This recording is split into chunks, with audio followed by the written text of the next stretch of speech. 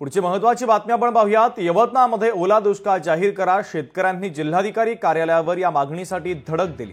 जिल्ह्यामध्ये आतापर्यंत 107 पेक्षा जास्त महसूल मंडळांमध्ये अतिवृष्टी झाली आहे आणि त्यामुळे लवकरात लवकर मदत मिळावी अशी मागणी या तमाम शेतकऱ्यांनी केलेली आहे।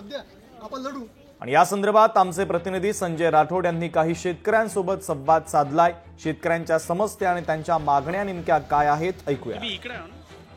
जिल्ह्यातील शेतकऱ्यांचा संयमचा बांध आता तुटलेला आहे। एकंदरीत पाहिलं तर मोठ्या प्रमाणात शेतकऱ्यांचं अतोनात नुकसान झालेलं आहे, मात्र प्रशासन आमच्या बांधापर्यंत पोहोचलं नाही अशी ओरड जी आहे या ठिकाणी शेतकऱ्याच्या वतीने करण्यात येत आहे। मी आहे सध्या यवतमाळच्या जिल्हा अधिकारी कार्यालयात। या ठिकाणी पाहिलं तर शेकडो शेतकरी या ठिकाणी जे आहेत नुकसान भरपाई आम्हाला देण्यात यावी यासाठी आलेले आहे। आमची एकच मागणी आहे की यवतमाळ मंडळामध्ये धोधो पाऊस झाल्यानंतर कुठला अधिकारी का पोहोचला नाही? आम्हाला आता मदतीची गरज आहे। आमचे खतं वाहून गेले, आमचं फवारणी वाहून गेली, आमचे पिकं करपले, सोयाबीन करपले, सोयाबीनला शेंगा नाही राहिल्या, पराठीला बोंडे नाही राहिले आणि आज आम्ही पूर्णतः हवालदिल झालो आहे। आज आमचा जो होता पैसा आम्ही शेताला लावून बसलो आहे। आज आमचा जो पैसा राहिला नाही, जगण्याकरता पण राहिला नाही। आणि व्यापाराचं कर्ज कसं फेडायचं? आम्हाला ते कर्ज मिळालंच नाही, पण व्यापाराचं कर्ज कसं फेडायचं हा सुद्धा प्रश्न निर्माण झालेला आहे। त्याच्यामुळे आम्ही शासनाला सांगितलं की ओला दुष्काळ जाहीर करा, सरसकट कर्जमाफी करा आणि आम्हाला ताबडतोब आर्थिक मदत करा।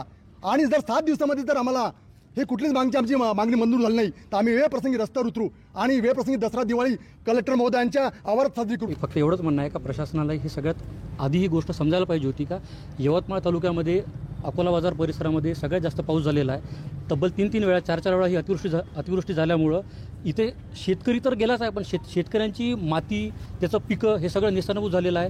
अद्यापर्यंत कुठलाही प्रशासकीय अधिकारी म्हणा किंवा शासकीय अधिकारी म्हणा किंवा जिल्ह्यातले कुठलेही नेते मंडळी म्हणा हे आजपर्यंत कुठल्याही या शेतकऱ्याच्या बांधावर पोहोचले नाही। प्रशासनाकडून कोणत्याही पद्धतीची हालचाल झालेली नाही।